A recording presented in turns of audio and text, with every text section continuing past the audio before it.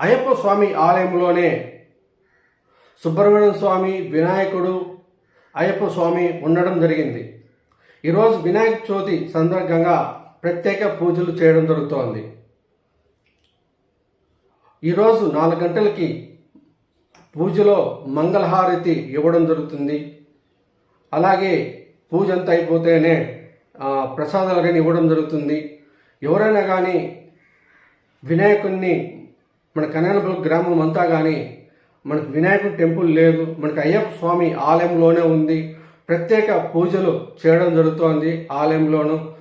మన గ్రామంలో సందుకోట పెట్టుకొని వినాయకుడిని మనం పూజించుకుంటున్నాము. అలాగే మన ఆలయంలో కానీ అయ్యప్ప స్వామి ఆలయంలో కానీ మనకు విఘ్నేశ్వరుడు ఉన్నాడు.